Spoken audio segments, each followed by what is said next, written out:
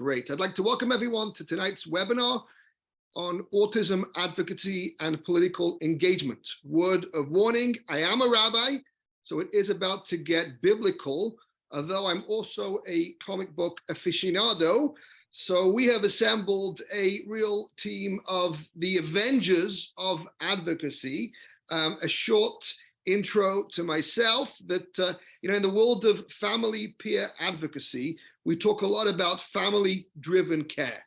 And for much of our family's autism journey, I was literally driving the family, not really wanting to discuss very much. Yet when our son entered puberty, everything seemed to change in a nanosecond. And when we needed services the most, they seemed to be the most difficult to procure, and this was a shocker. Soon, our family found ourselves at the mercy of siloed systems who were largely sympathetic to our plight, although at times, sadly, as efficient as dial-up internet, and I thought that synagogues were disorganized. So my journey into dadvocacy, see what I did there? Dadvocacy has led to alliances, coalitions with families, self-advocates, commissioners, policymakers, and organizations, both from within the inside and outside of my own community. I like to say that there are friends, there are family, and there are friends that become family. And my family has really grown. I'd like to acknowledge my Naiad Strong family that are here tonight, especially to the legendary Katie, who is the legislative associate to Assemblyman ABINANTI. I'd like to thank Katie for being so supportive and helping me put this event together. My journey has led me to take the family peer advocacy training, and today I am proud to say I've been empowered to become a trainer myself of family peer advocates, which leads me to this evening's co-moderator, the legendary Kim KAISER.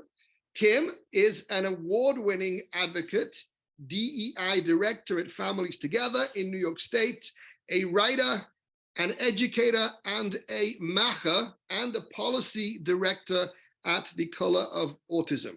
After a recent presentation that we gave, Kim and I, entitled Autism Through Our Lens, someone in the audience even asked if we were married, which basically means that we argue and talk over each other a lot. So it is my hope that tonight's webinar becomes a launchpad for further conversations that are raw, honest, slightly unvarnished, and lead to greater empowerment, equity, and independence for the autistic and neurodiverse community. So I'm going to hand it over to Kim. Thank you, SIMCHA. That was more than kind.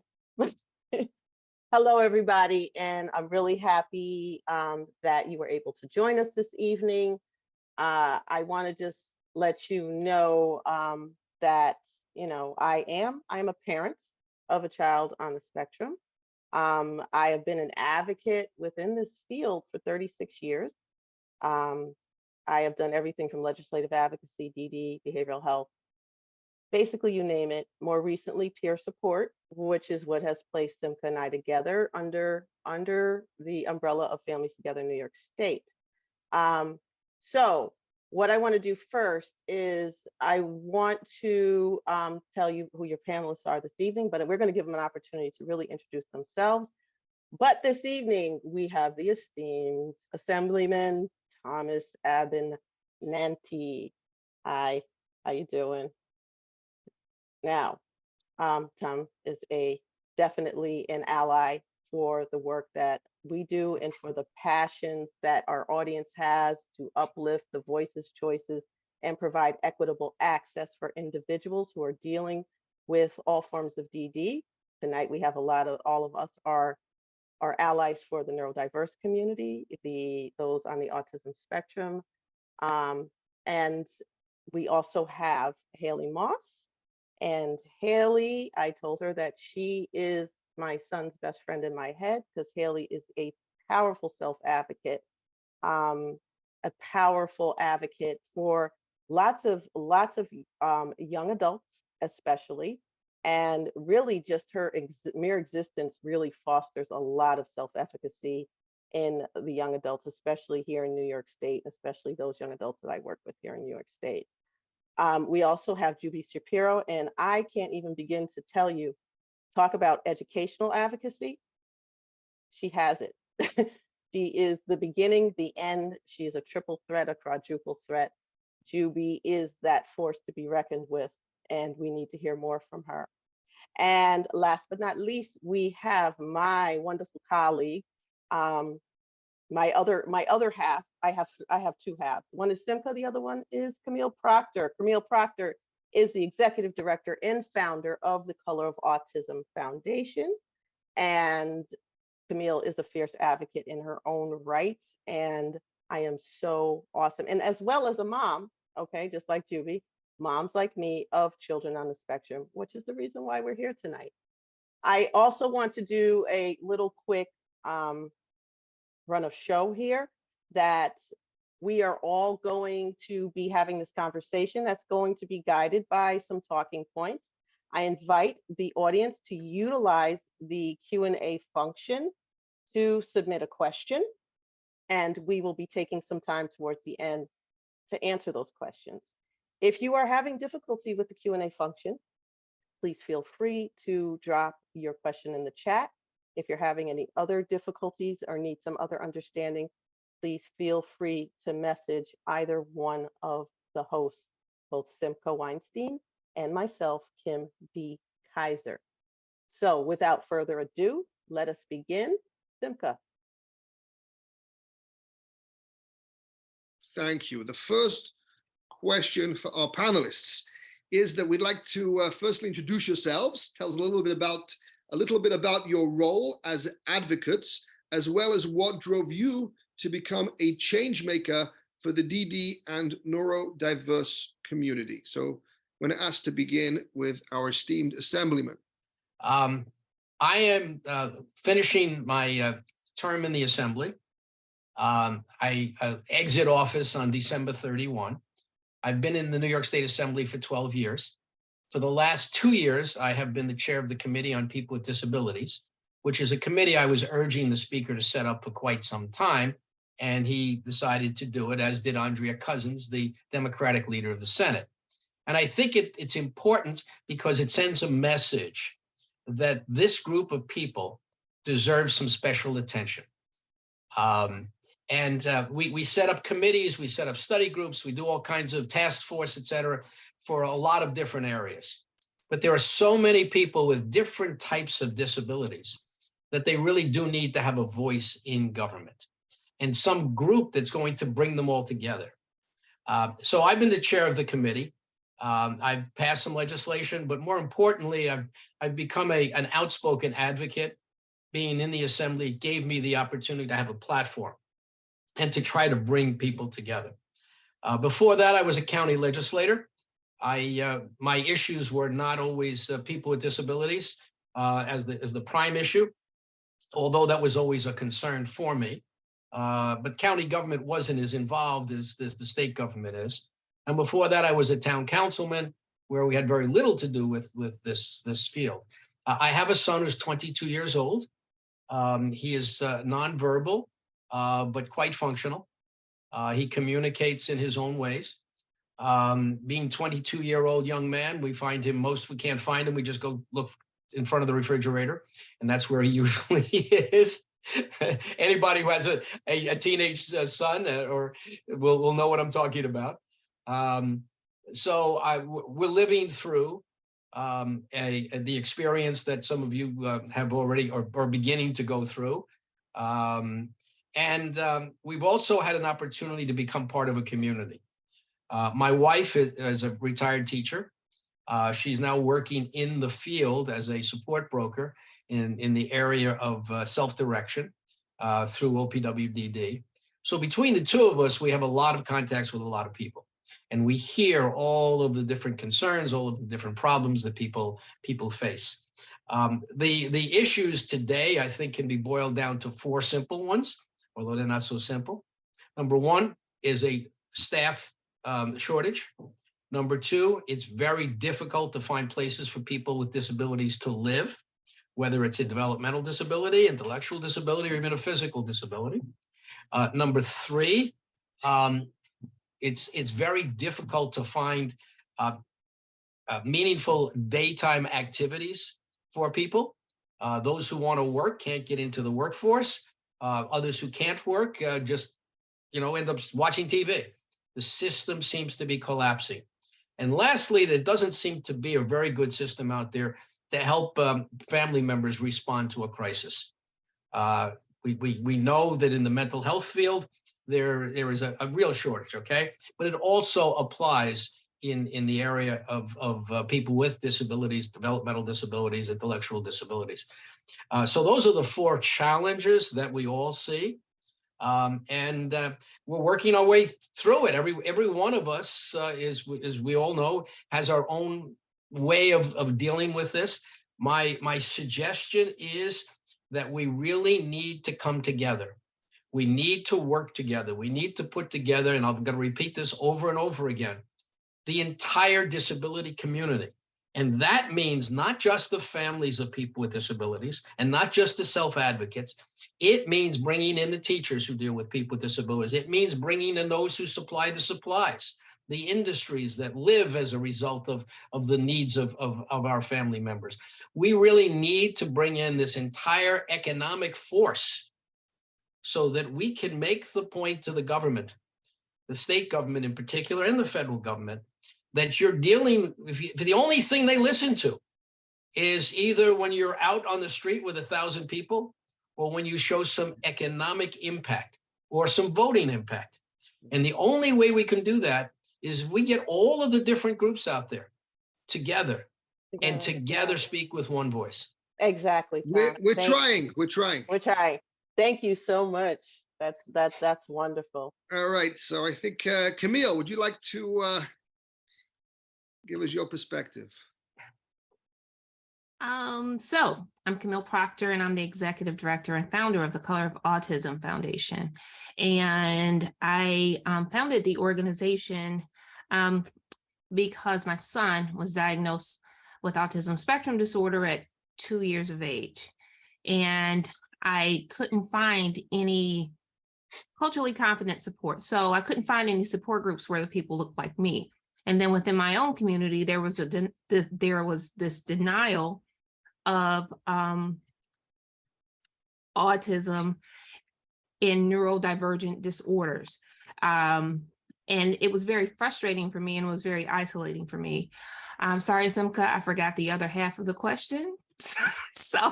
But me too. I think you answered it. But this is effectively what drove me to be a change maker. I wanted to make a difference because I didn't want anyone else to have to go through the isolation that I felt, experiencing some of the things that you go through. You go through, a myriad of emotions when your child gets that diagnosis. And then most of us are not in a clinical field, so we're not accustomed or familiar with some of the behaviors. And that was very frustrating for me. Right. And I'm sure it's very frustrating for a lot of people.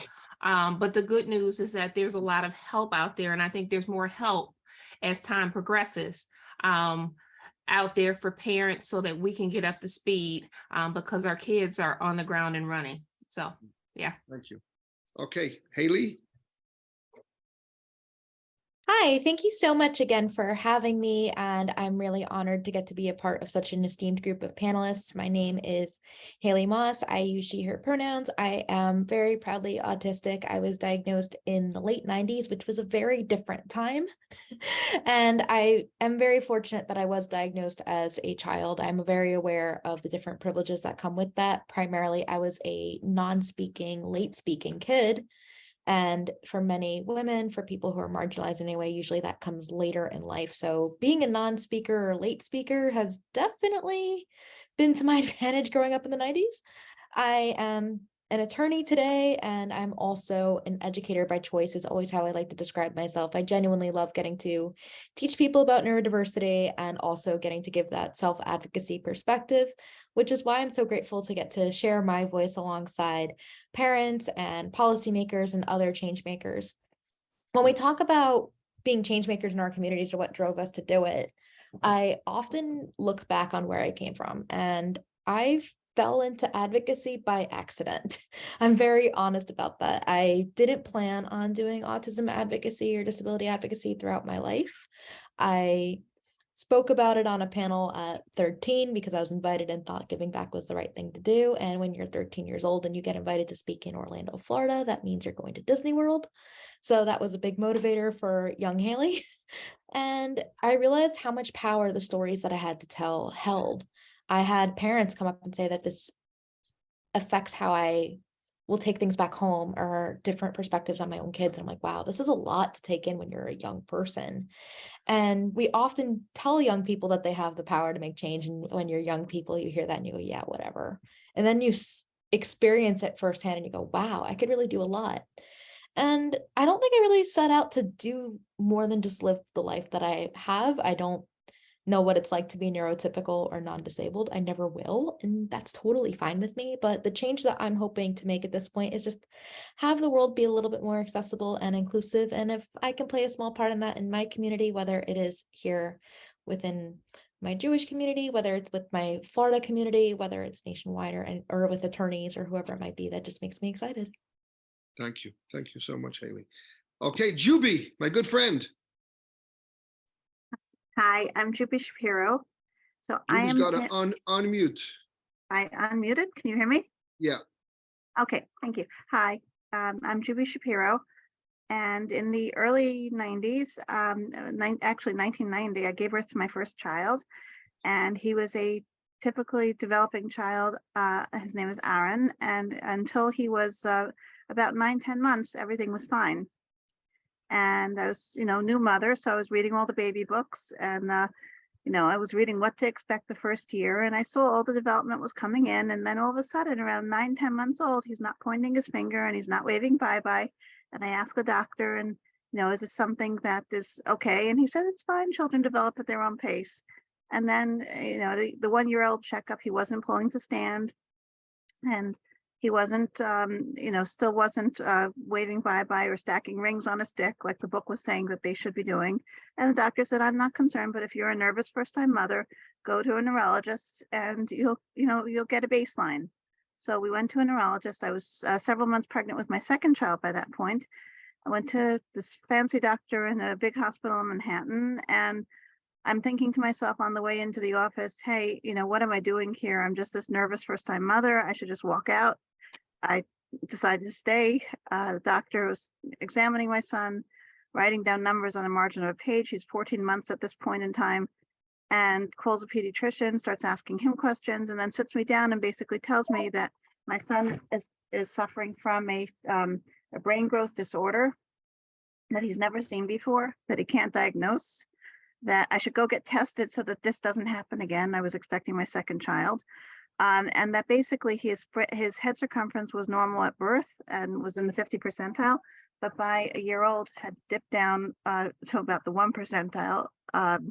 And I said, well, what does this mean for him? And he said, well, he won't be good in sports.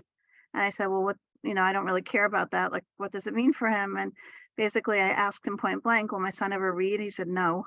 I said, will my son ever speak? He said, maybe a few words.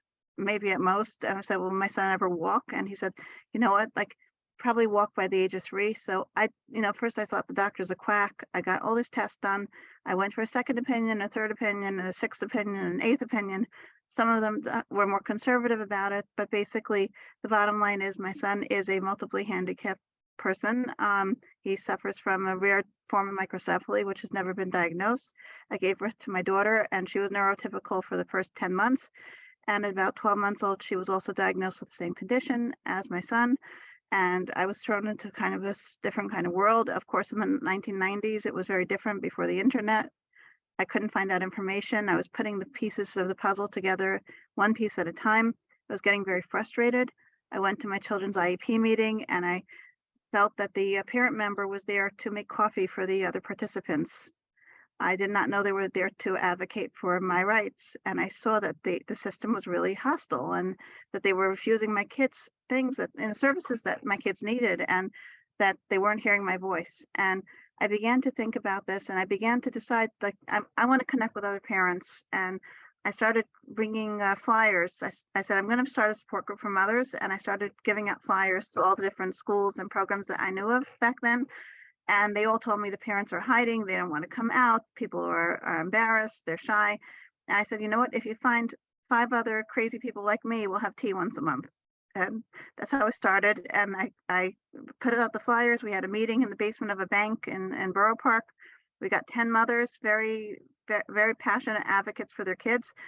The next meeting we had 15, and the third meeting we had a speaker and had 75. And I launched an organization I founded called TAFKID, which means mission or purpose. And our mission and our purpose is to empower ourselves as parents to help our children to get whatever services they need to help them succeed to the maximum extent possible, and that we should not be stigmatized or embarrassed, but that we should be advocates for our children, because if this child was given to us, that it's our God-given right as parents to advocate for our child and make sure that they get what they need.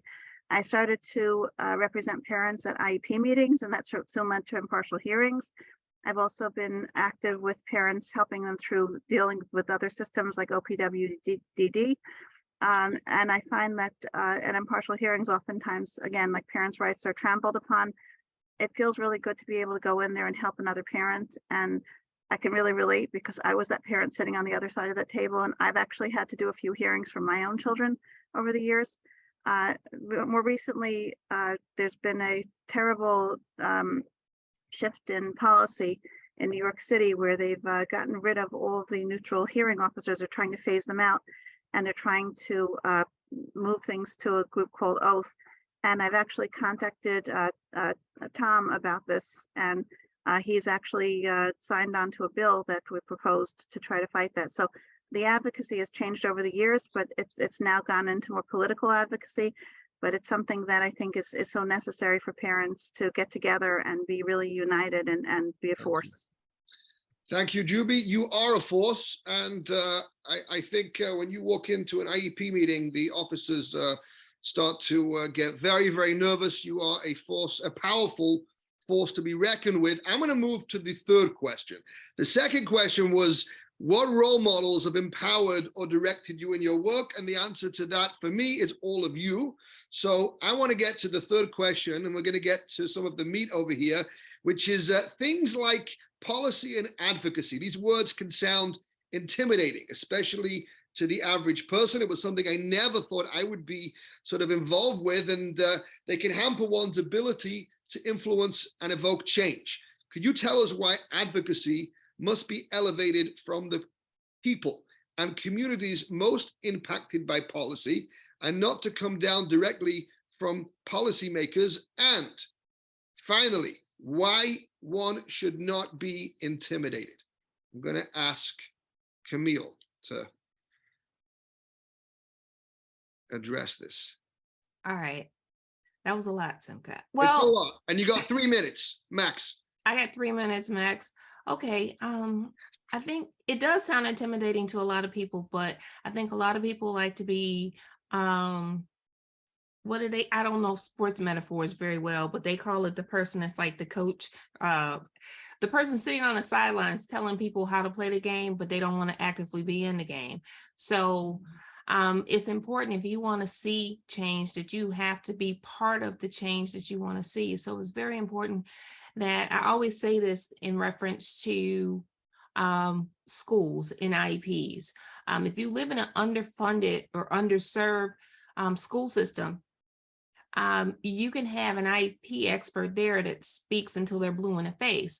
But if the school can't accommodate your child, meaning they don't have the resources to give your child the things that they deserve, then it's not really going to help. So I always talk to parents about putting pen to paper and reaching out to those decision makers within the community, within their government, so that they can see the change that they want. And I think that it's really important for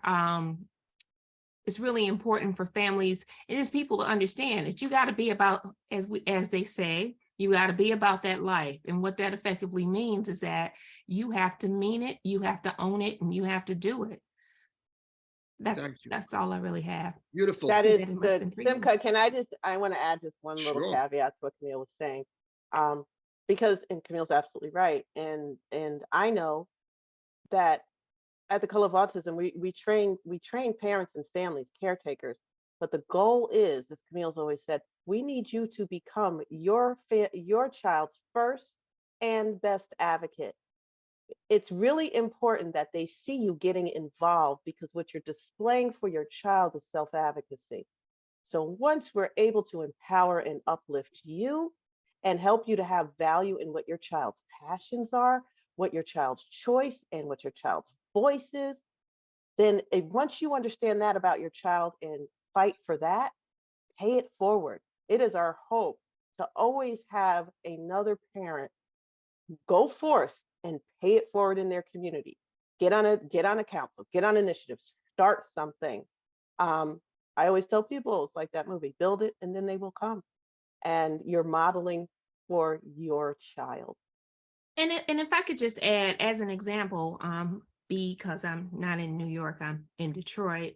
The Detroit public school system is terribly underfunded.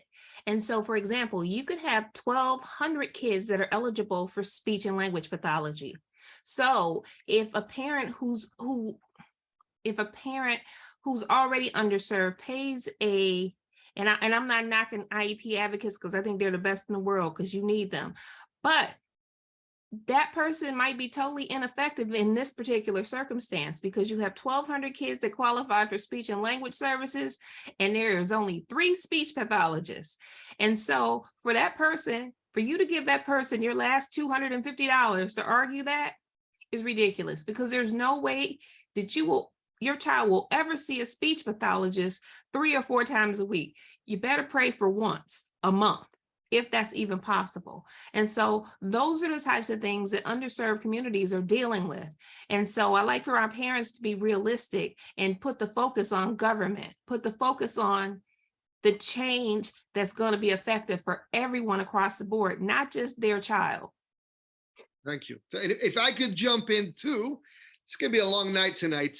I believe, Camille, the term you were looking for was the armchair spectator. When I watch sport, I'm like the armchair spectator. I shout at the players. No, it's something quarterback, but I don't know. It's Monday morning quarterback. Thank you. Monday morning quarterback. Okay, so I'm all about that. I watched the World Cup and I'm shouting what to do, but I have to Or say the armchair quarterback. the armchair quarterback, but I have to say Armchair, that's it.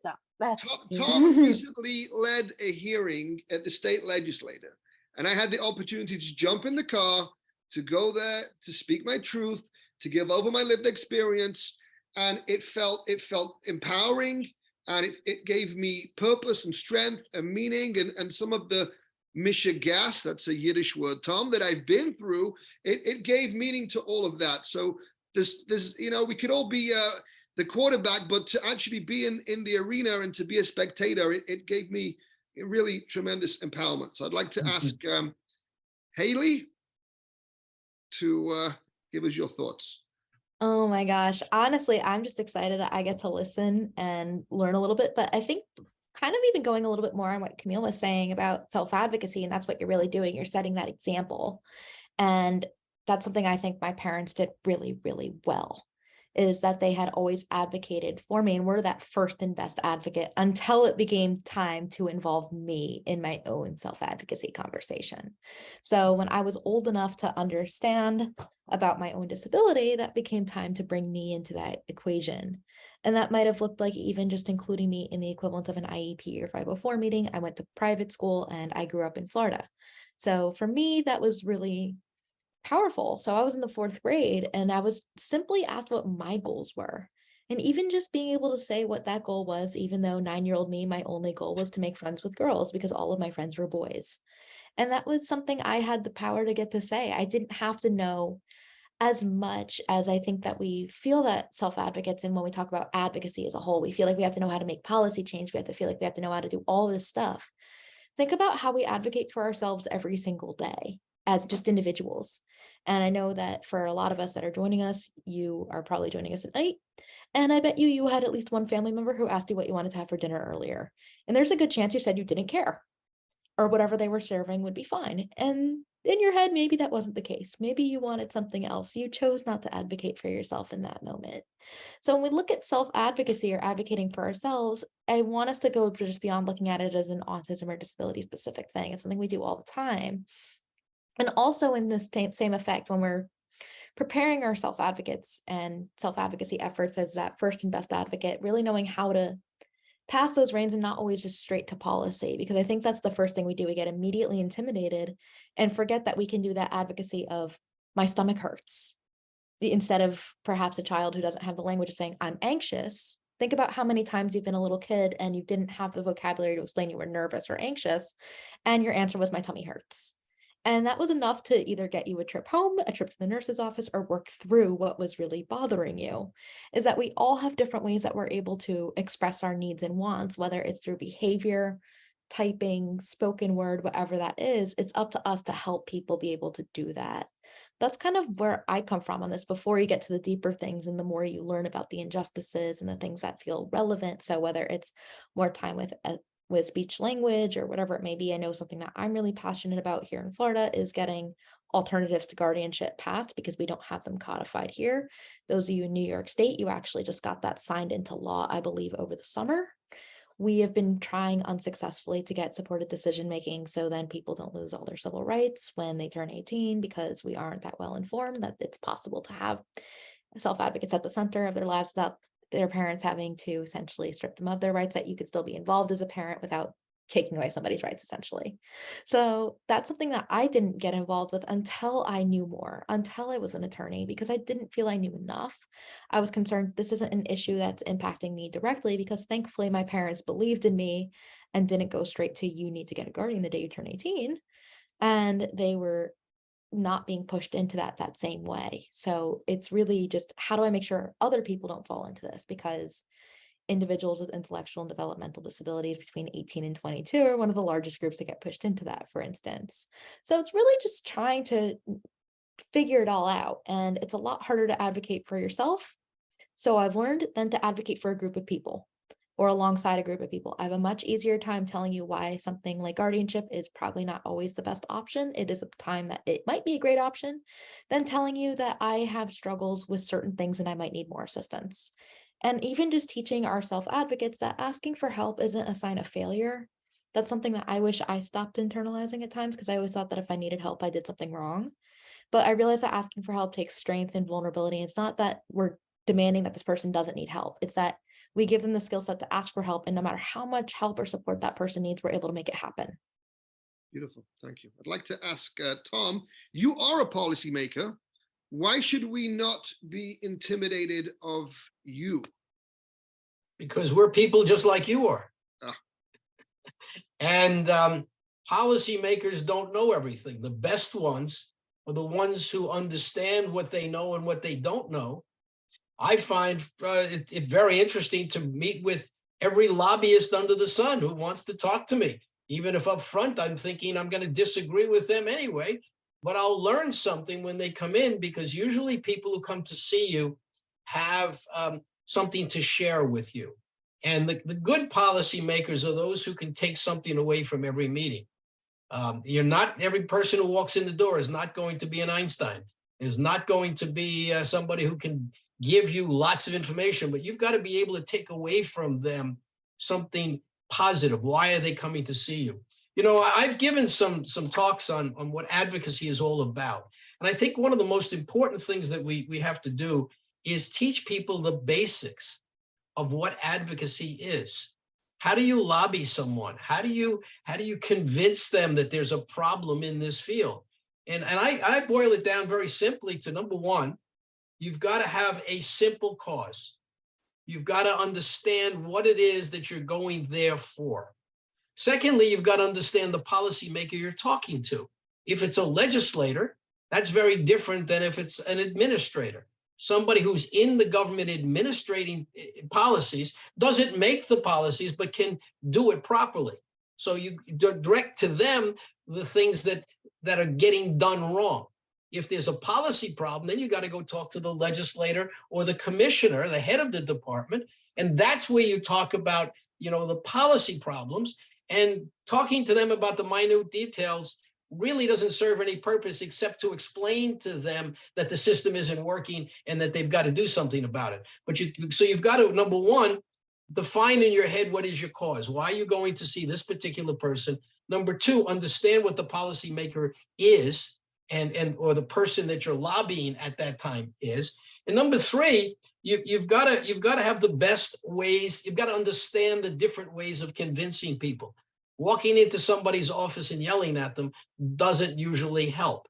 Sometimes it's appropriate because you got to get their attention. But all I'm saying is you've got to understand the different ways of approaching someone, convincing them, and whatever. And part of that is making sure that you understand your own message and how to convey it simply. The elevator speech. I find it very frustrating when somebody comes into my office and starts to talk and tell me, well, there's this problem, I got this problem. And I'm sitting there saying, okay, so what do you want? What do you want me to do? I mean, you want me to just listen? Okay, fine, I'll just listen. But if you want me to do something, start off and tell me what it is you want me to do. Do you want to increase the budget? Do you want me to make a phone call on behalf of your loved one? Do you want me to sponsor some legislation? What is it you want? And that's a really important part of advocacy. You've got to have in your head, what is it you want? What methods are you going to use to approach this person? Understand who the person is. So I think that's really important as we talk to other people in our community, that we teach them. This is one of the things we've got to teach them. The other things, I think you're listening to my colleagues here on the panel, they're highlighting all of the ignorance by professionals of what a disability is just appalling. I mean, that you have to go to a specialist. Why couldn't the doctor, too many doctors, even in this day and age, are still saying, oh, the kid will outgrow it. No, we've got to have doctors trained. We've got to have all professionals trained. The lack of money in schools is really, really hurting people with disabilities. First of all, just to be able to identify the disability. There is in my mind, a significant identification of people with disabilities in our poorer communities. They don't have the professionals in the community. The teachers and the other professionals in the schools are not trained to identify these issues. I'm a big advocate in New York. Remember when the last mayor was talking about having kids go to school at 3. I would chime in, and for all the other real good reasons as to why they should go to school at 3, I would say, I want them in the hands of a professional as soon as possible so that different disabilities can be identified. Because the earlier you identify them, the easier it is to try to move them in the right direction and help them. So having kids go to school at 3 at least puts them in the presence of professionals who hopefully will be able to identify, a disability. But we really do need to have support groups. We really do need to, I'm just picking up on what other people have said here. We really do need to bring people out and tell them you're not isolated. You're not the only one who's got this issue, that there are a lot of people out there. Let's face it, every one of us has some type of a disability. I always kid everybody, I walk up to a microphone, I'm 5'3", and I say, look at all the people in this room who are too tall. They bump their heads on things. Those of us who are in the 5-foot range are much more efficient. We use up less air, we use less space, and all of these other people have a disability. But I try to make the point that every one of us has different challenges. Every one of us has different abilities. And we have to look at people with disabilities that way. And how do we identify what they're good at? How do we identify, what they can do? Now, Haley's talking about, and I've gotten into this discussion with a lot of people. When you have a well-spoken, self-advocate, it is very easy for that person, and Haley's a perfect example of it, to resent somebody trying to put a guardianship on her. But on the other hand, if you have somebody, I take my son, he will never be in that situation, unfortunately. We hope and pray that someday he will start talking. But right now, he doesn't talk and doesn't have the judgment necessary to do the things that we do on a day-to-day basis. If we direct him to do something, he's very skilled at anything you ask him to do. You show him how to do it, he can do it. But he's not going to have that judgment. He needs a guardianship. And what I'm concerned about, and I'm particularly directing this to Haley, because I want people like Haley to explore this further, because I think it's important that there are a lot of people who have guardianships who shouldn't have them. Okay. Oh, yeah. But there's also, we got to make sure Absolutely. that without a guardianship, they could fall prey to those people out there. And as a lawyer, I had somebody who was, the parents left her a home and they thought that she was fine. And somebody romanced her into taking out a mortgage and redoing the kitchen, and she lost the house. She wasn't making enough money and never would make enough money to be able to. So, the parents really should have put that house into a trust and not just given it to her.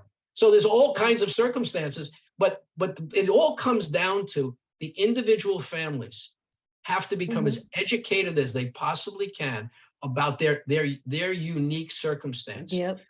So Tom, that's the baseline to all of this is education and knowledge. But, going back to some of the things that Haley was saying, it's, in the work I do, I'm very big on teaching parents how to be strength-based, how to observe. This is not about disability, it's about different ability. Everybody has something of value. Everybody has a passion. Everybody is blessed with something, and everybody has a drive to be acknowledged, to be affirmed, to be valued, to be productive for themselves. Everybody's joy looks different. So I tell people, find your child's joy and you feed that, because you want them to go out into the world to be confident, no matter what that looks like. It looks like guardianship in a group home, okay. It looks like college and becoming whatever it looks like, it doesn't matter. It does not matter. It is everyone achieving to the best of their ability, as anybody else in the population. So you're absolutely right. We do need to take a deeper look at that. And that really does involve, I'm passionate about bringing more Haley Mosses, bringing more lived experience, bringing more self-advocates into the spaces of systems and policy and legislators, and as well as in schools. Schools desperately need to be hiring lived experience, lived expertise from self-advocates to be helping to guide that. Yes, definitely. I still want to scream at every single shout out to every eye contact goal that has never helped any. Every eye contact goal. I teach people, listen, you social fake, you don't have to make eye contact. There's so many more important things. I think there's so many more important things. Do you have to tie your shoe? Oh, really? You have to? I know somebody who's a PhD researcher on the spectrum, and she can't tie her shoe. She never could. And who cares? Who cares? It's just I'm still figuring out how to park between the lines, and that's not even parallel parking. That's regular parking. And that has nothing to do with this caste system we have placed on individuals. It doesn't mean Ellie, I can tell you a story about a young man who lost his driver's license and took months to get it back. He's on the spectrum, and a police officer, and this is discrimination against people with disabilities. He's on the autism spectrum. Police officer thought he was driving erratically because he was driving too slow, and he knew his ability. He was driving slow, and reported him to motor vehicle, and they revoked his license, and he had to go through a whole big thing to get it back. Yeah, it's ridiculous. See, then you're starting. So I think what we're learning. I feel like the big thing we're learning here is it's not even just the disability that's the big issue. It's the systems that make it that much harder to exist as people with disabilities. It is a system. So getting back to Simcha's original, question, what we talk about is that advocacy must come up. Advocacy does not come down to the communities. No. We've gotten into our society has gotten into this mindset that we wait to let they tell us what should happen. So that's called the action for parents and families and individuals who are self-advocating.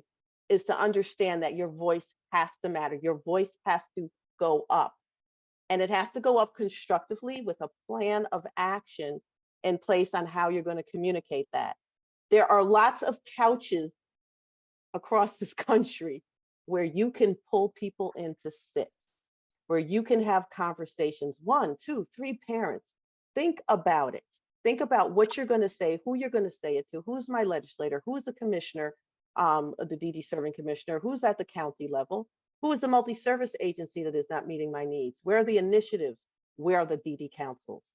There's strength in numbers, but those numbers don't need to be that high. It can just start with one person.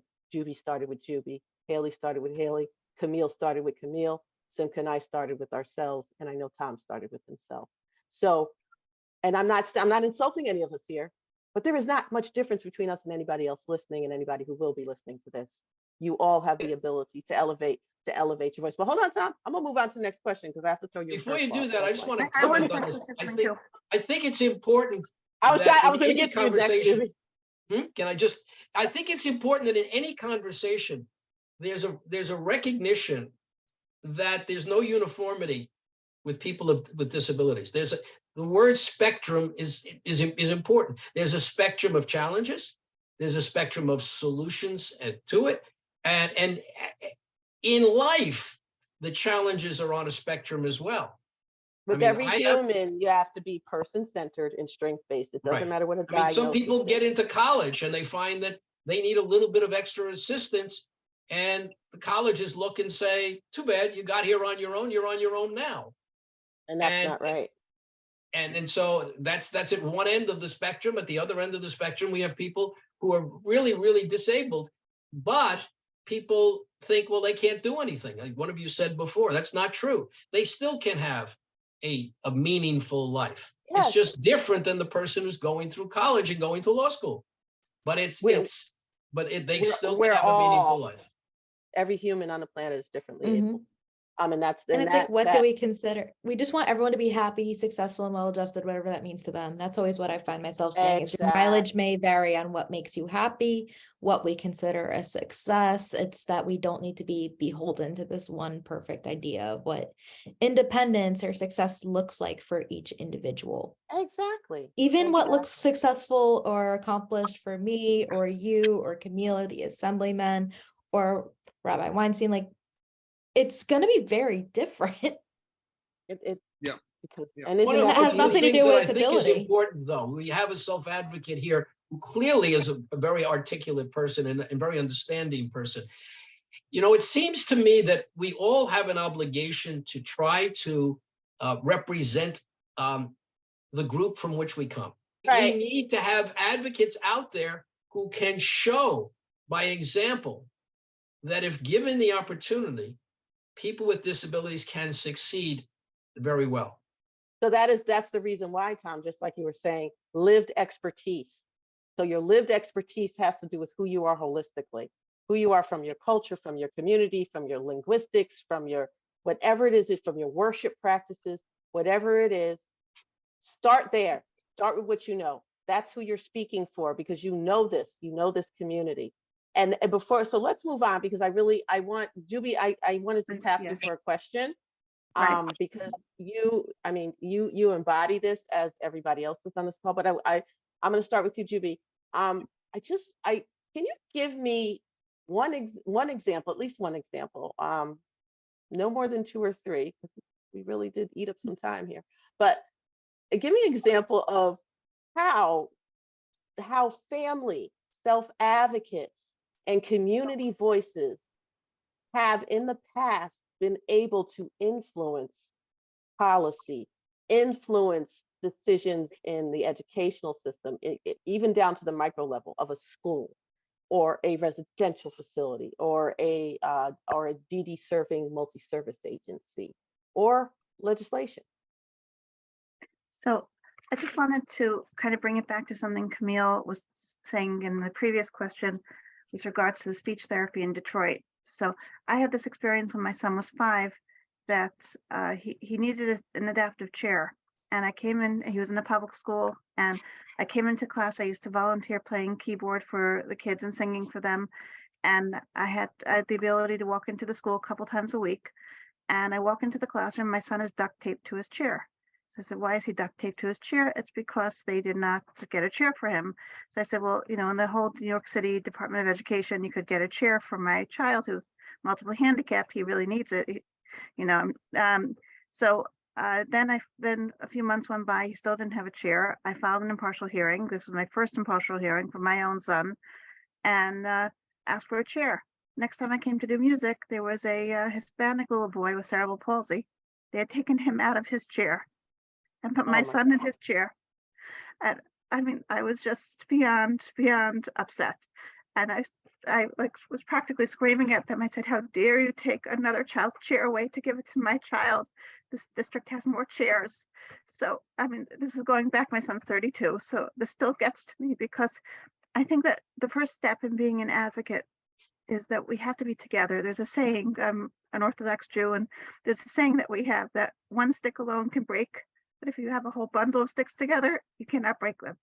We have to be that bundle of sticks. So I know since I started getting active in trying to pass legislation against hearings going to oath, I've come across some pretty amazing parents and advocates, and some pretty amazing legislators like Assemblyman ABINANTI. I mean, when I called Tom's office, I was talking to his, I think it was his secretary or his chief of staff. I'm not even sure. I was explaining to her what this was about. He got on the phone and he said, oh, I'm on it. I'm signing on your bill. And he did, like right away. And, you know, that really, he was one of my earlier calls, and it really built my confidence up. And I found that reaching out to a very diverse group of assembly members and state senators really has helped a lot. And at first I was intimidated by the prospect of making all these phone calls. I'm kind of shy by nature. It's interesting, but I just called up and I said, I'm calling for all the children with disabilities in New York City. And, you know, this is this problem. The response has been tremendous. And we actually have 20 co-sponsors on this bill right now in the Assembly and 6 in the state Senate.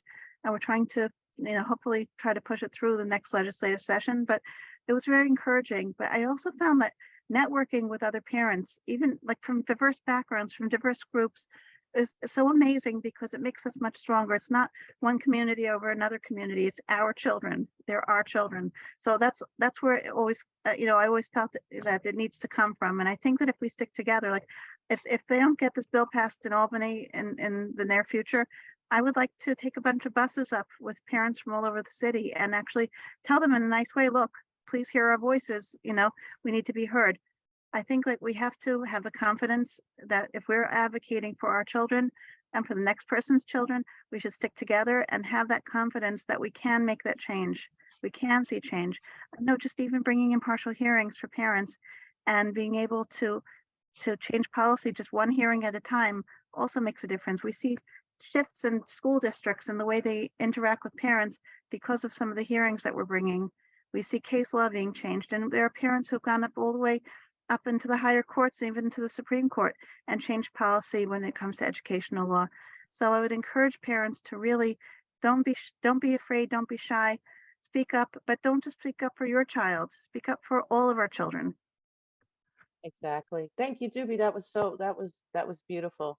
And you're absolutely right. We have got to start doing this together. We have got to put aside all of our pettiness, our biases, our learned behaviors, and we have to understand every child has got to have an equitable chance at a future. And that's the beginning and the end of it. And we are stronger together. Exactly, definitely. So I want to kick it over to Camille. Camille, can you also let me know how, you know, an example of where you have seen family members, self-advocates, community voices, organizations like the Color of Autism be able to solidly influence a change in policy in any system? Well, I think the Color of Autism has been successful in introducing the world to Black people. Yes. It's interesting because We've been around for millions of years, for a long time. And apparently no one ever thought that we had the same conditions that anyone else had. Yeah. But you know, and it's interesting that people weren't mindful or didn't know that we existed and that we had things, you know, we were part of the autism community.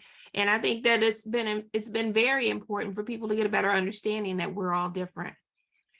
You know, it's just like the Assemblyman said, he's, you know, he's of Italian descent. So am I supposed to think that everybody's in the mafia? But with the same, but with that same train of thought, culturally, we're all different. And so with us existing, it's allowing the world to see that it's okay to be culturally different, you know, it's okay. And that just because we're different don't mean that we're not together in the fight.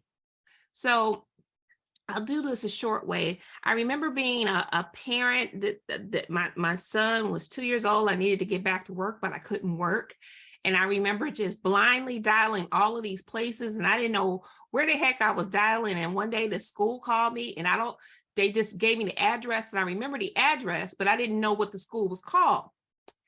And I show up to the school, and they said, well, we can take your son. We can take him. We'll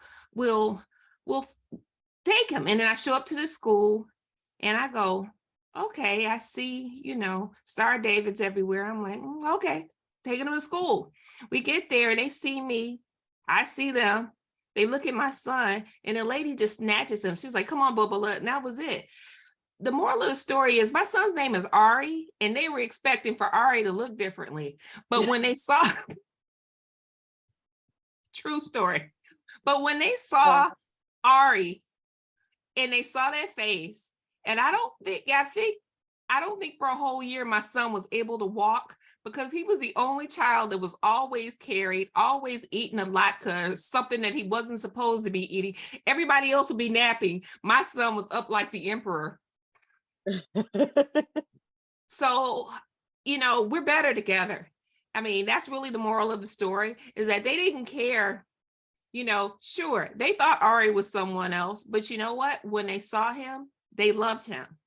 And if we could just have more of that, I think that more of that unity, I think that we would all be better. Like I said, and I hate to keep saying this corny phrase, but we're literally better together. It's okay to say, hey, I'm Jewish. Hey, I'm Black. Hey, I'm whatever. Hey, I'm Italian. It's okay. And it's also okay for you to advocate for who you are within that therapeutic space. You know, it's important for you to be able to talk about it and for your children to learn about who they are. They're autistic, but they're also Jewish. They're autistic, but they're also Black. They're also Italian. These things should be brought into it, because I think culturally, I think that for so long we were just trying to say, I don't see color, I don't see this. You see it. What you should be seeing is how we can all be together and advocate for change for these young people who are going to pretty much be leading the world soon. So I'm grateful to Haley, but she already knows, like, you know, we've had conversations. So I'm just grateful for everybody who is here, and I'm grateful for you reminding us that we're better together, especially because I feel like there's a lot of sometimes misdirected criticism from the self-advocate community that doesn't really need to be there. And I know a lot of self-advocates come from a place where they don't have as supportive family members, or were diagnosed later in childhood, and they take it out on people who genuinely want to do better. But even just that, we're more alike than not, and when we are together, we have a lot more in common than we think we are. And I'm just really glad that you said that, especially because I do have, and I realize a lot of my best allies in my life have been parents of autistic and disabled kids, and not just my own parents, but even in workplaces that I've been at all sorts of different things that have given me opportunities and believed in me, or were willing to help me with things. So I always joke that some of my best friends even are moms of kids on the spectrum. And I always joke they're my mom, that's not my mom.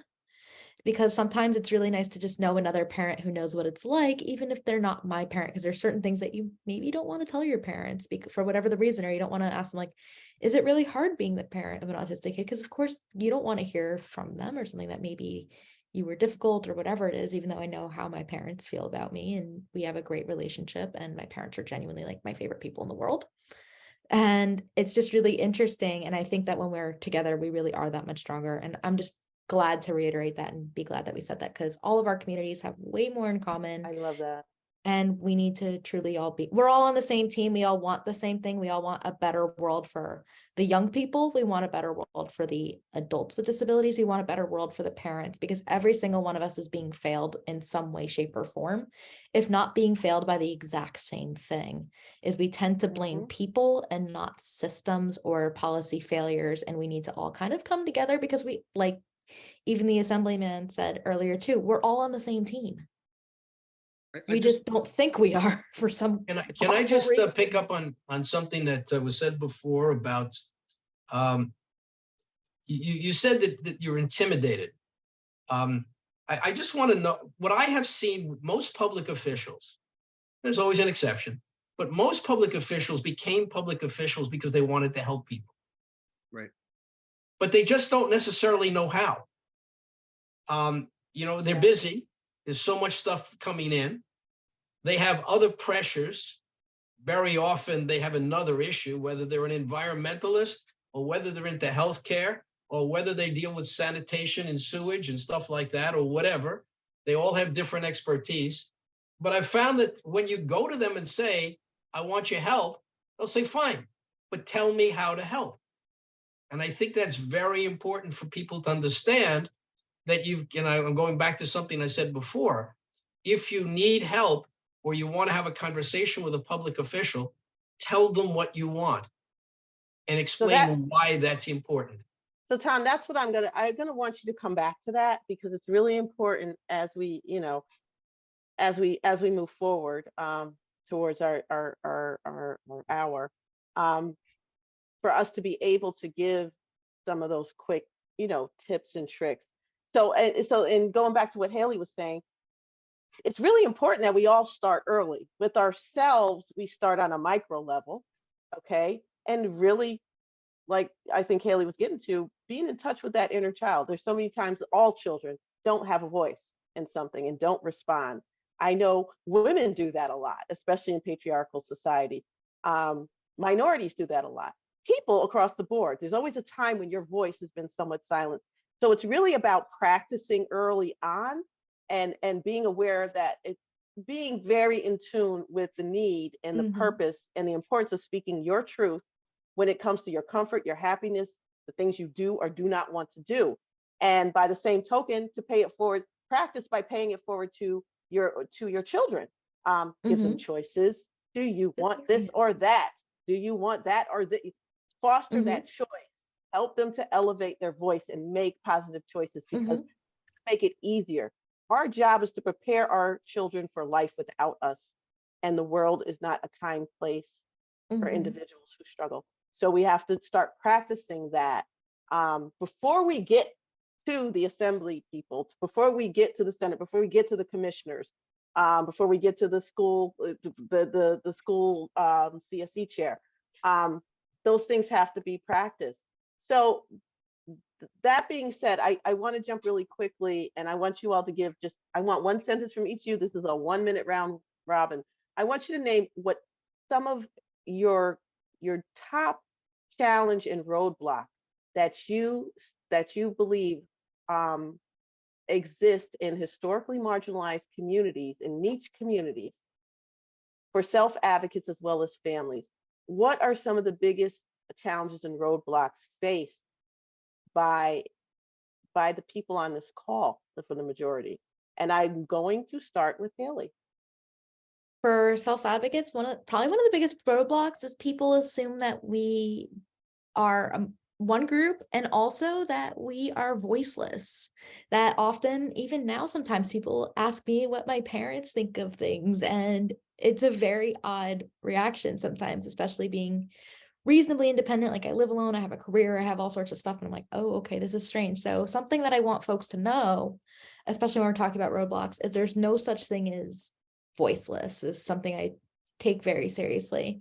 Because even now, even as an attorney and having advocated with this community for so long, I've had enough people say you're a voice for the voiceless, and it really rubs me the wrong way.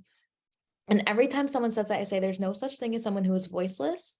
There's only such thing as being silenced, unheard, and or ignored. So you want to make sure to elevate those voices when you can, and being perceived as someone who is voiceless or some great savior of my community really just doesn't sit well with me. And I think that's really important as a roadblock, is that we're viewed as so incompetent that if you say something, anything, you're viewed as, oh my gosh, you said something. And a lot of the times people don't want to focus on the issues when they talk to me, or they think that the only thing I'll have to contribute is my lived experience, and that my professional experience is irrelevant, or that my professional experience is the only thing that's relevant without informing my lived experience. Is a lot of times simply that self-advocates just get written off as just that, self-advocates. Everything else about who we are, what we stand for, what we believe in, just somehow falls to the wayside. So viewing self-advocates and autistic people and people with disabilities, or people just in general, for everything that they are, identities, strengths, weaknesses, failures, flaws, we're all humans, we're all messy and imperfect, and we are all great at things and we're all terrible at things, is really putting that whole person perspective together is the thing that I think is really challenging for a lot of us. And sometimes having to scream to be like, hi, I'm a full person, I'm not an account, I am not a resource, I am a human being with feelings and thoughts and things outside of this, and I promise I have a whole bunch of things in my life that are not just autism, and that sometimes can be a shocker to people. Okay, I feel like that was enough for my little lightning speech. That was great.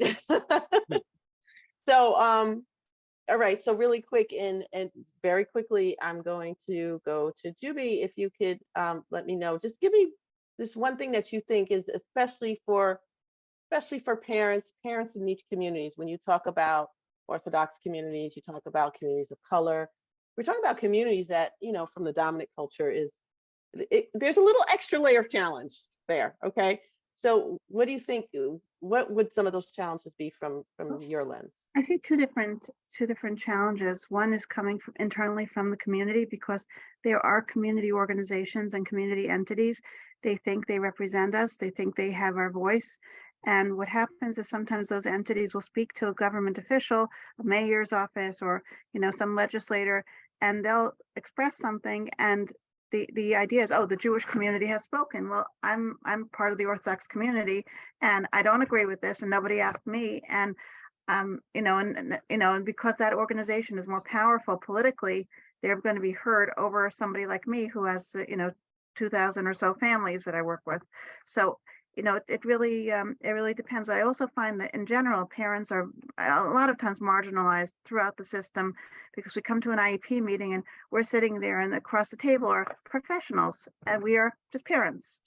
And, you know, according to IDEA, our voice is as valuable as all the professionals. And I always tell parents, you know your child best. But it's always, and no matter which cultural community or religion you come from, I think parents are treated equally lousily at these IEP meetings, because their voices are considered not important, or you just don't know. So I think that, there used to be a commercial called, for a soup company, I think Sims, a knowledgeable consumer is our best customer. So I just encourage people, just become knowledgeable, stand up, and don't be intimidated by the systems, and speak to the agencies and the legislators and tell them, our voices are not being heard here, or I have insight into my child's disability and I really would like to be heard. And there is a hearing process. There are systems for, ratcheting it up a notch when we don't have our voices heard. Exactly. Thank you so much, JUDY. And Camille, I'd like for you to respond to the same question, and then I want to jump over because the audience does have some questions. So after that, I will bring it back to the audience questions. Well, I'm just going to echo what JUDY said. I mean, you have to really understand that a lot of these large organizations don't speak for everyone. And so I remember, and what some of the things that I encountered was, well, Do you only help Black people? Do you only help people of color? There's other people over there. Ultimately. Why are you different? Why are you different? What's the difference? And why you know, and again, first of all, these large organizations don't necessarily speak to everyone, right? And just as Juby said, she's an Orthodox Jew. Well, there are several different types of Jews and different type of Judaism. So you can't just say, well, this person over here said it, so they speak for all of you. That's just simply insensitive. So I think that's probably the biggest hurdle that we as individuals have to overcome, is thinking that just because someone looks like us or practices what we practice, that we're one and the same. And lastly, too, I think is another huge obstacle for this community is that, it's such as what Haley said, is that just because she's an attorney who's autistic, keep in mind, she's an attorney. So she can talk about the law. She doesn't always have to talk about her lived experience. She can go in and argue your case for you if she was your attorney. So keep that in mind. Don't just keep thinking that autistics are one-trick ponies because they've achieved a level of success somewhere in life. Exactly. I just want to chime in. I always joke we have to be magicians rather than one-trick ponies because there's just that much more to us, and that sometimes you have to have more than that and prove. Or and you have go to to your prove that you're unicorn horn. and you have to prove that you're competent at more than just your one trick, quote You unquote. do. Yeah, I like that, exactly. Haley. There's a reason, by the way, there's a reason why Haley has 13.8 thousand followers on Instagram and a blue check, Haley. I want to get a blue check. And she's got a blue check. But you know what? And- I'm getting audience.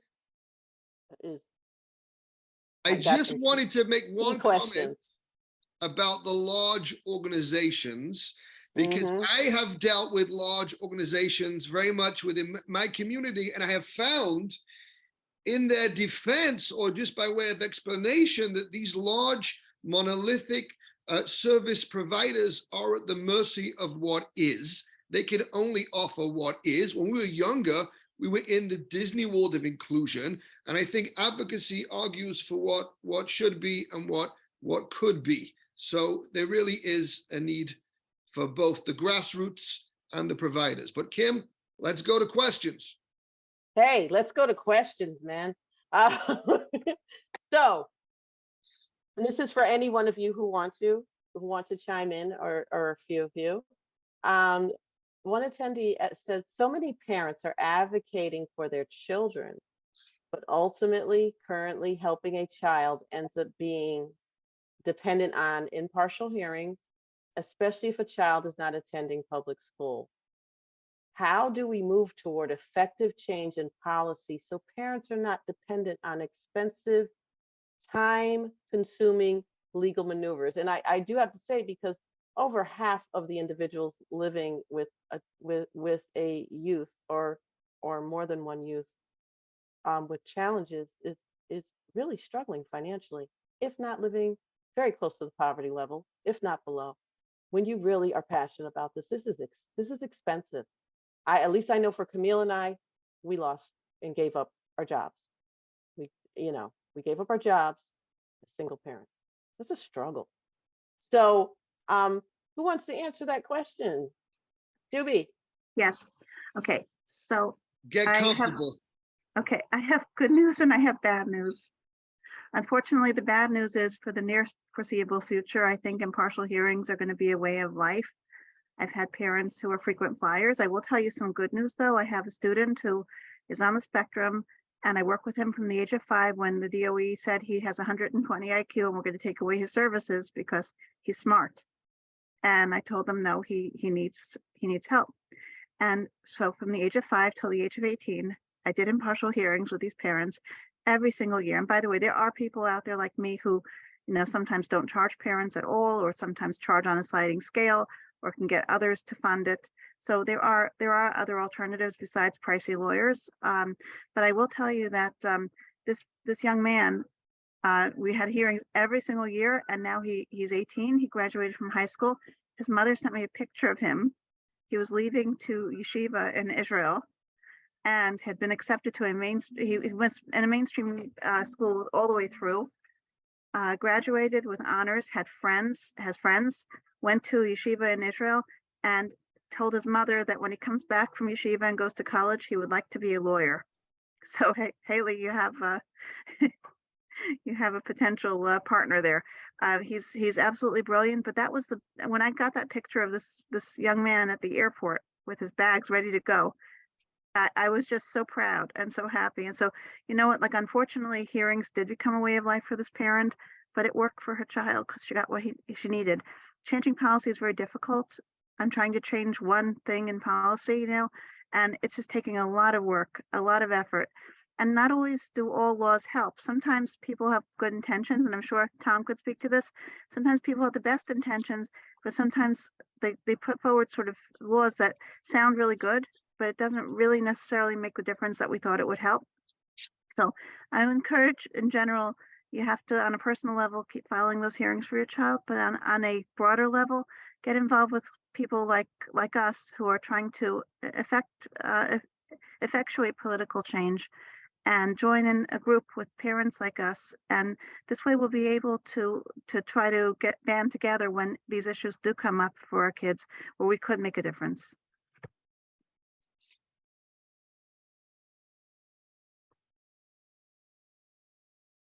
Your facilitator muted herself.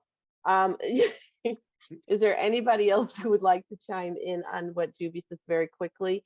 Because we do have 2 more questions. The next question I know Tom would be very interested in hearing about. I'll just make one comment on this. Impartial hearings, I think, were originally intended to help parents, because there's an interest on the side of the institution to save money and to say no. And it's unfortunate that the impartial hearing officers have become part of the system rather than being impartial. Absolutely. That has shifted. I'm old enough to have been around at the inception of impartial hearings, and I watched it morph into something quite harmful. And it's very sad. So the next question, an attendee wants to know, first, I want to see accessibility as a priority in public schools and in parks. Number of public schools that aren't wheelchair accessible is just one example. And number 2, addressing non-cognitive delays in the school setting. She wants addressing non-cognitive delays in the school setting for inclusive education. Behavioral needs, autism, anxiety, ADHD, physically disabled, all are marginalized in our schools. And I would love to know how we can get things changed. Advocacy is only somewhat helping individuals and is lining the pockets of agencies, amen, but not giving long-term help to children. My concern is changing fundamental systems for policy overhaul. And that is why the voices of lived expertise, I don't say, and it's not experience, this is expertise. So who knows it, feels it, and we're the ones, not the large agencies, that need to really be doing this fight. So does anybody want to address this? Well, I would say that first of all, your concentration is New York City. So you're fighting against not just the normal opposition or the normal challenges that people with disabilities face, but you're also dealing with a bureaucracy that has grown over the years. And, you know, you have old buildings, you have lots of different problems that New York City is facing. And it all falls down and hurts people, hurts the weakest the most. And people with disabilities are, let's face it, it's very expensive to help a person with a disability. And so the policymakers who are trying to save money go to where the money's being spent. I mean, we had a governor like that for 10 years. You know, OPWDD, the Office for People with Developmental Disabilities, never saw an increase. Every year, he was trying to find some way to cut money out of it. Why? Because it's very expensive. The real answer is to take that money and spend it better, not spend less. But that takes work. That takes effort. That takes communicating with the parents and the families and understanding what their needs are, and not setting up new tests and new ways of trying to eliminate services.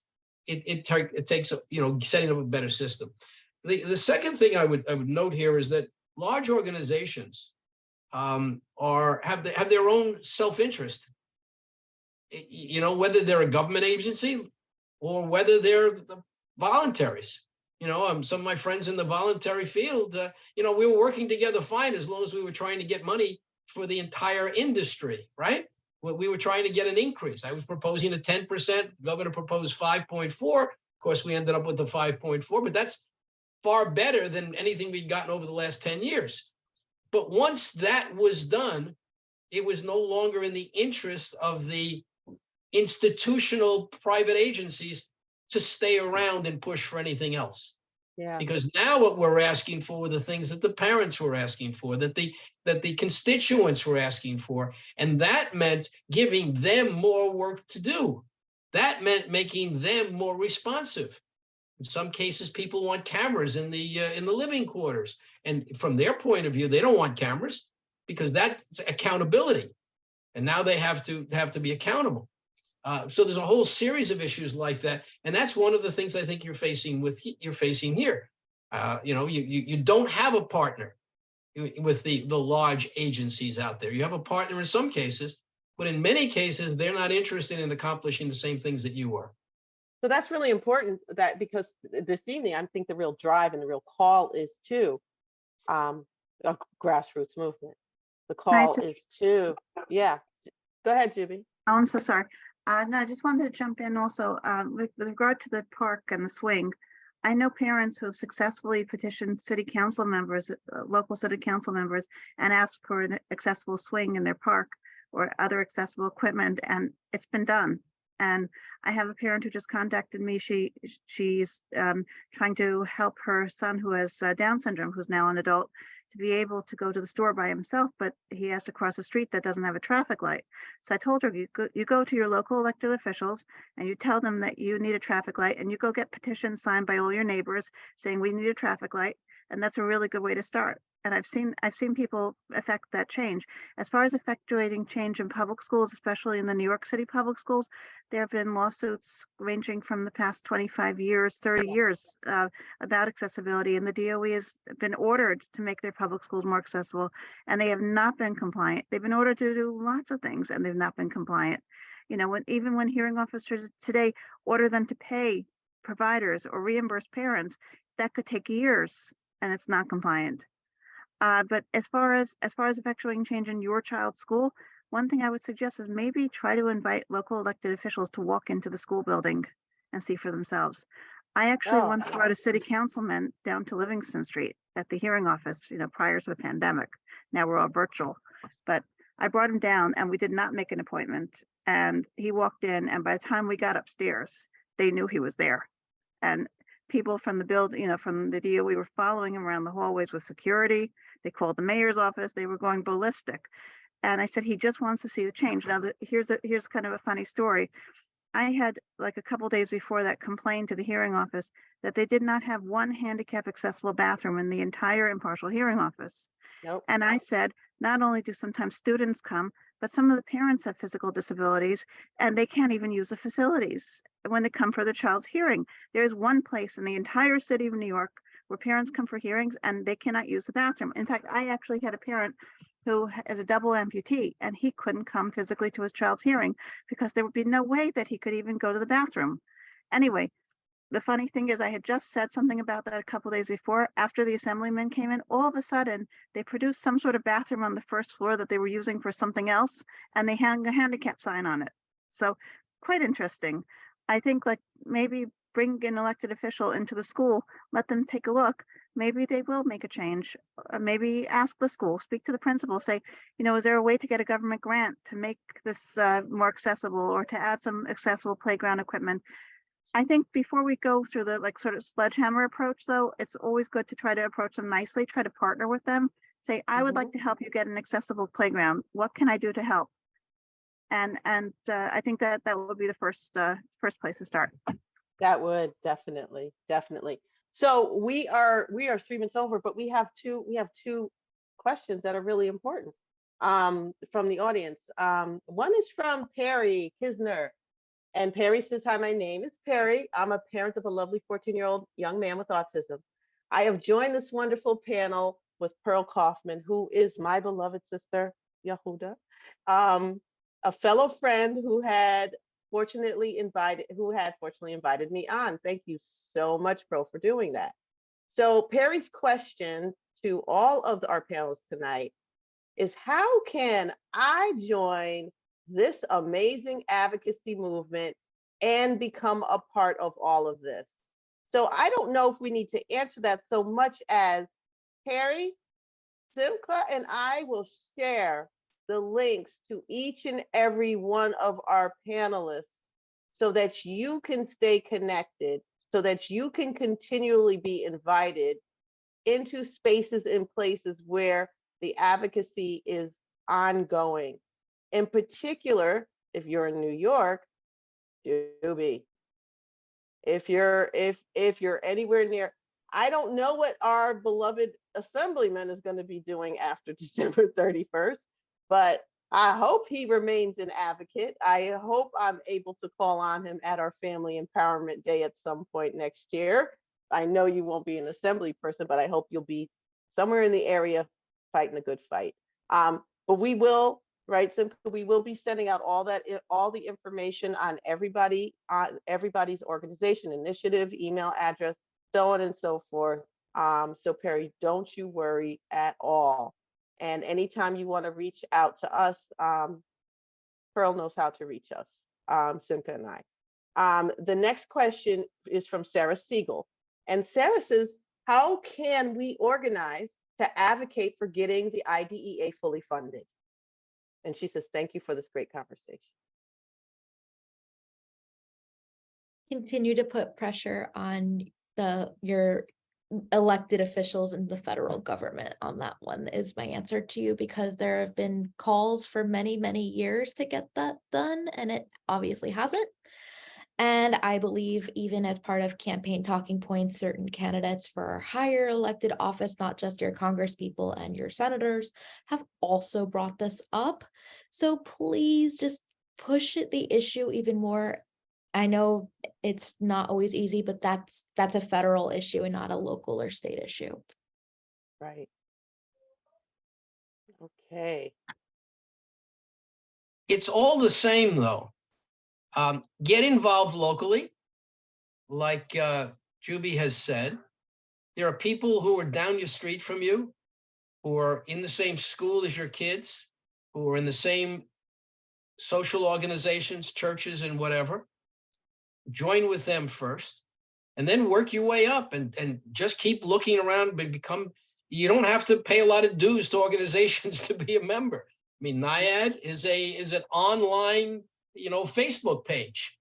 Go sign up, become a member, and look around for all of the other organizations.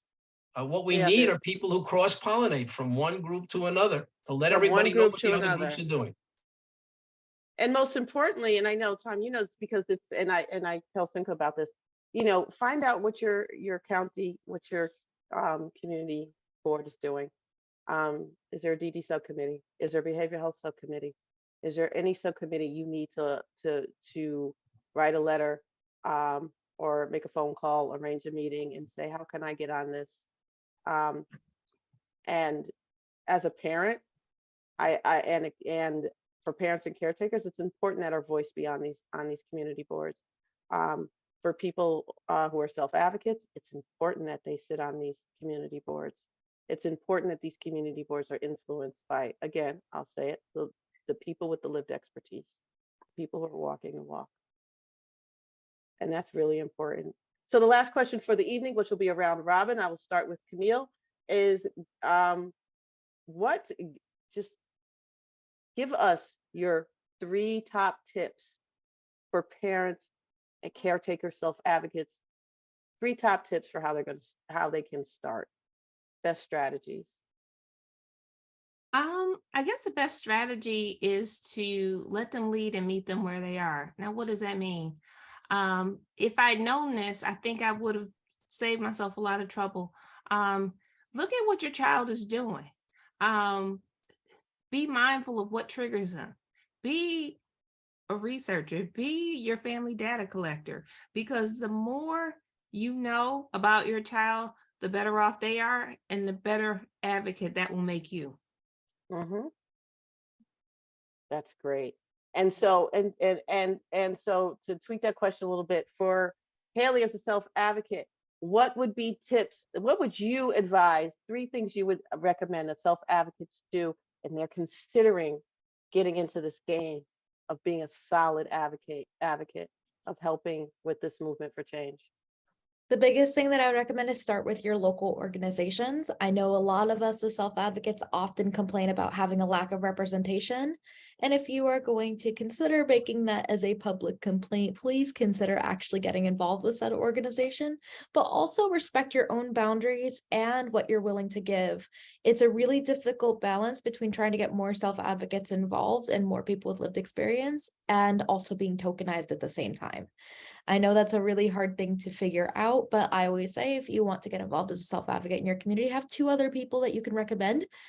So then you have a group, and that it is not just you, but 3 other people or 2 other people who have lived experience of some sort, and you're not the only self-advocacy voice in the room. I really have an issue with being the only autistic person on autism boards or committees. It really just doesn't feel right. So I always try to bring 1 or 2 other people or recommend somebody else. So then it's like, hi, you get more than one of us, because it's also more powerful. And then you're not the lone dissenter when you're the lone who goes, hi, based on my experience as having been a person who has gone through this X, Y, and Z. Because sometimes it's really scary when you're in a room of people who are not marginalized in the same ways you are, and you're the one person who says, actually. And there are many times at meetings I have not spoken up because of that. And sometimes it makes it safer to have somebody else in the room.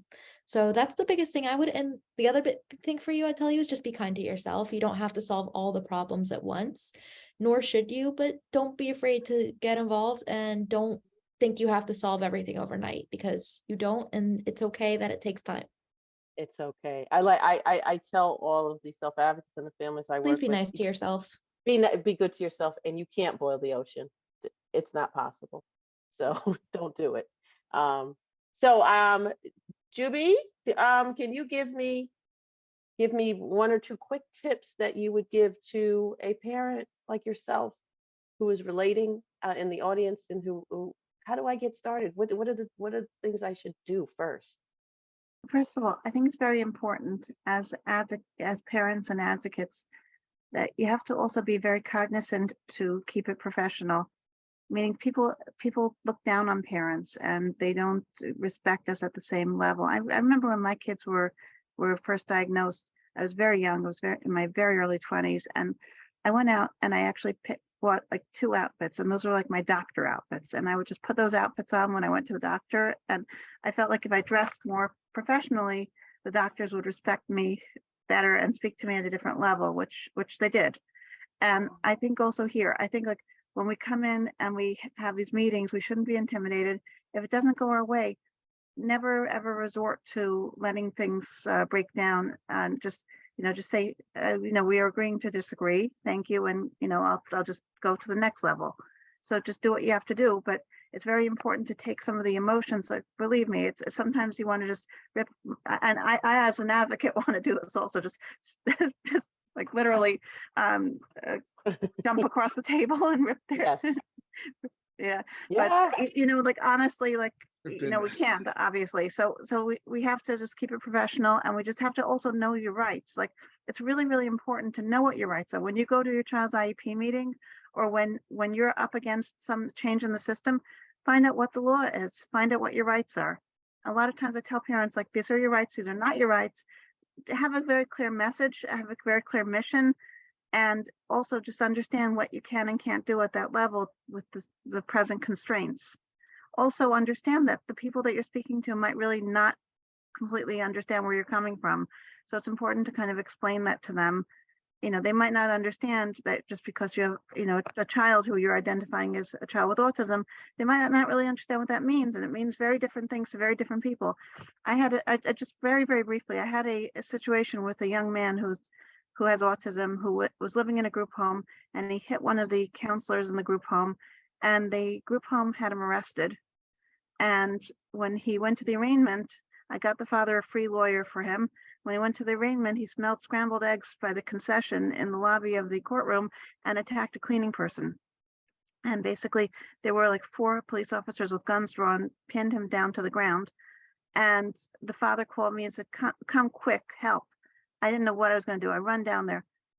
They let me into the courtroom. The judge says, they said, the advocate's here. I'm like, I have no standing in that kind of criminal court. I'm not a lawyer. I come in, and the judge says, what is going on here? I said, he's severely autistic and has a lot of sensory issues.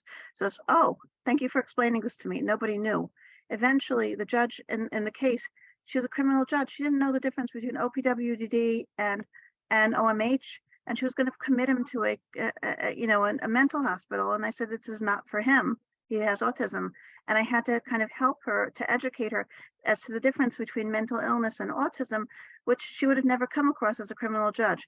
So sometimes it just takes a lot of patience, but eventually, we're thankful that the charges were dropped against this young man, and he was released to be under the auspices of OPWDD and his parents. So that is. I think I know who you're talking. I think I know that situation. It is an ongoing chronic issue that I deal with every month. So what I would like to do next is I want to I'm going to kick it back over to SIMCHA, and SIMCHA, I think you're going to have a last question for. I think we're going to wrap up. We're over. But, yeah, we are. But I want to say this is not the last time we're going to do this. There's a lot of power and energy and purpose in this room, and I think we're going to be doing this again. I wanted to sort of just say something that came up in my head as this conversation was going on, that the neurodiverse community is not monolithic. We don't always agree. We don't have to agree, but we're stronger together. I want to end off by saying that autism awareness, it's something we hear a lot about these days, awareness. Everyone I know seems to be either doing a walk, a run, or a triathlon, or cycling in the name of awareness, and it's needed, it's appreciated, but it's not something I'm going to do. You will not catch me in Lycra anytime soon. Trust me, you don't want to see me in Lycra anytime soon, because I'm lazy, and just knowing that autistic neurodiverse people exist isn't enough. I hope this webinar can foster not just awareness, but acceptance and ultimately access. I want to close by saying to Tom, can I call you Tom? Am I allowed to say? Yeah, definitely, yes. Tom, you have been a phenomenal servant to our community, and we thank you. We adore you. I feel as a dad really a lot of appreciation. We're going to miss you at Families Together. We're going to miss you. Just invite me and I'll be glad to come. We're going to invite you again. I'm intending to stay involved. I'm fascinated by this conversation this evening. I think that everybody made points that are so valid, and it also shows the depth and the breadth of this of what we're talking about. There's so many different aspects of it. So I will definitely be involved, not just on behalf of my son, where we're now in an attempt trying to put together some kind of a community for him to live in with some of his friends. But at the same time, I'm going to continue to try to help people throughout the state in any way that I can. So I want to say, please invite me, and I'll be glad to join you on everything that you want me to. In honor of your service, me and Kim had a little discussion, and I am a rabbi, so it does get biblical. Oh, here he goes with that. We bought a little gift for you. I have over here a Hanukkah menorah. I know legally, Tom, I cannot give you a gift that is over $25, that would be collusion, and I may start a special counsel. This menorah costs $19.50. So we're good, we're clean, but I'd like to channel my inner Oprah and say that it's not just Tom that gets a menorah. Juby will be getting a menorah. Haley gets a menorah. Camille gets a menorah. Kim gets a menorah. All the attendees get menorahs. No, you don't, just the panelists. I'm sorry, but I will be sending one, Tom, to Katie, because she does so much for all of us. I just want to close out by saying this is not going to be the last time, and let's elevate our voices. We are stronger together, and until the next time, I want to thank. And I'm also hoping you're going to put this online. Yes. Oh, so that you people got a can get to see recording. it. Yes. We will do. We will do. Thank you all so much. I really look forward to working with Thank you. you. Thank Good night, you everybody. so And much. thank you to the attendees. Night, Bye, everybody. Thank you. night.